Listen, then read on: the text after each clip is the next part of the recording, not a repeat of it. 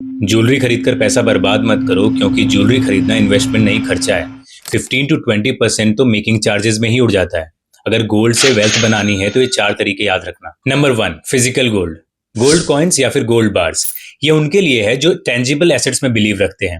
हालांकि ज्वेलरी की तरह इसके अंदर भी मेकिंग चार्जेस होते हैं, लेकिन इन कंपेयर टू ज्वेलरी इसके अंदर मेकिंग चार्जेस जो लगते हैं वो काफी कम होते हैं। लेकिन अगर आप गोल्ड बार्स या गोल्ड कॉइन्स में इन्वेस्ट करते हो तो आपका लॉकर का खर्चा बढ़ जाता है। Number 2, gold ETF. अगर आपके पास ट्रेडिंग अकाउंट है तो शेयर्स की तरह गोल्ड यूनिट बाय करो और सेल करो। इसमें स्टोरेज की कोई झंझट नहीं और मेकिंग चार्जेस भी नहीं लगता है। लेकिन इस बात का ध्यान रखना कि जो भी गोल्ड ईटीएफ की प्राइस चल रही है उसमें और जो भी एमसीएक्स पे गोल्ड की प्राइस चल रही है उसमें बहुत ज्यादा डिफरेंस नहीं होना चाहिए। Number 3, gold mutual funds. सबसे इजी और सबसे सिंपल। अगर आपको ट्रेडिंग का नॉलेज नहीं है या मार्केट वॉच करने का टाइम नहीं है तो सिर्फ 500 रुपए की एसआईपी से आप गोल्ड म्यूचुअल फंड में इन्वेस्ट कर सकते हो। एक्चुअली ये म्यूचुअल फंड्स गोल्ड ईटीएफ में ही इन्वेस्ट करते हैं, बस आपका पैसा किसी फंड हाउस के द्वारा प्रोफेशनली मैनेज किया जाता है। Number 4, digital gold. ये थोड़ा सा कॉन्ट्रोवर्शियल है।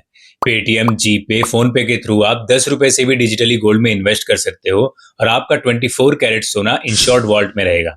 लेकिन बहुत सारी ऐप्स आपके साथ फ्रॉड कर सकती हैं और डिजिटली गोल्ड में इन्वेस्ट करते वक्त बाइंग प्राइस और सेलिंग प्राइस में बहुत ज्यादा डिफरेंस होता है, तो ध्यान से करना। Out of all these force मेरा पर्सनल फेवरेट गोल्ड ईटीएफ है, क्योंकि मुझे ट्रेडिंग की थोड़ी बहुत नॉलेज है और मार्केट की थोड़ी बहुत समझ है, इसलिए मैं खुद पर्सनली गोल्ड ईटीएफ में ही डायरेक्टली इन्वेस्ट करता हूँ। गोल्ड कभी भी आपके पोर्टफोलियो का 100% हिस्सा नहीं होना चाहिए। मैक्सिमम 15 to 20% ही आपको गोल्ड में इन्वेस्ट करना चाहिए। याद रखना, गोल्ड आपका सेफ्टी नेट है। ये आपको रातों रात अमीर तो नहीं बनाएगा, लेकिन आपको जल्दी गरीब भी नहीं होने देगा।